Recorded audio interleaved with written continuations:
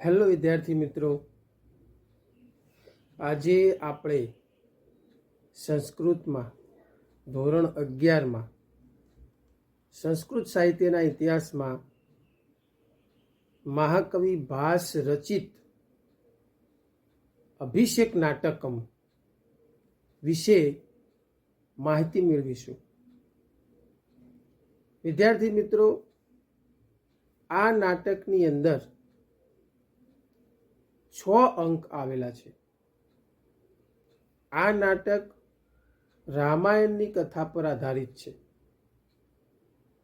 આ નાટકની અંદર સુગ્રીવ, વિભીષણ અને રામ આ 3 વ્યક્તિઓના રાજ્યાભિષેકની વાત કરવામાં આવી છે. સૌપ્રથમ આપણે વાત કરીએ કે રામ જ્યારે વનવાસ ગયા ત્યારે એક સમયે રાવણ દ્વારા સીતાનું અપહરણ કરવામાં આવ્યું. આ સીતાનું અપહરણ થયું ત્યારે રામ સીતાને શોધતા હતા. ત્યારે આ રામને સુગ્રીવે વચન આપેલું હતું કે સીતાને શોધવામાં હું તમારી મદદ કરીશ, પણ તે પહેલાં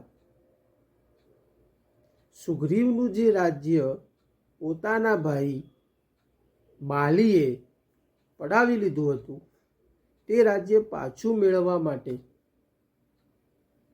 સુગ્રીવ અને બાલી વચ્ચે યુદ્ધ થયું.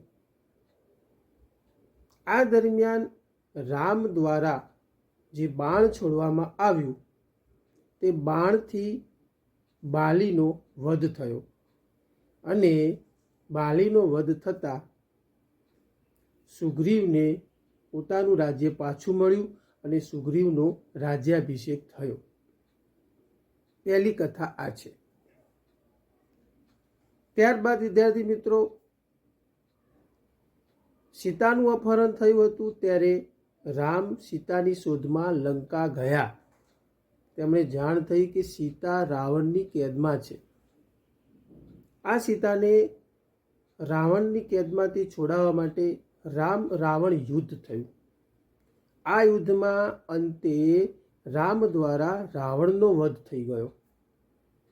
રાવણનો વધ થયો ત્યારે રાવણના નાના ભાઈ વિભીષણને રામ દ્વારા આ લંકા પર રાજ્યાભિષેક કરવામાં આવ્યો. બીજી ઘટના આ છે. ત્યારબાદ રાવણનો વધ થયો, સીતા કેદમાંથી છૂટી ગઈ. હવે રામ સીતાને લઈને અયોધ્યા ગયા. ત્યાં સીતાની અગ્નિ પરીક્ષા કરવામાં આવી. ત્યારબાદ અંતે અયોધ્યા ગયેલા રામનો રાજ્યાભિષેક થઈ ગયો.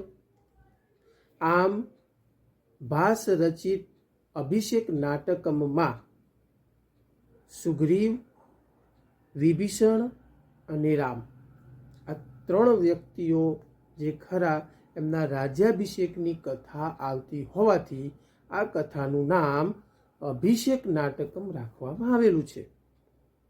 આશા રાખું છું વિદ્યાર્થી મિત્રો, આજના આ ટોપિકમાં તમને સારી સમજણ પડી હશે.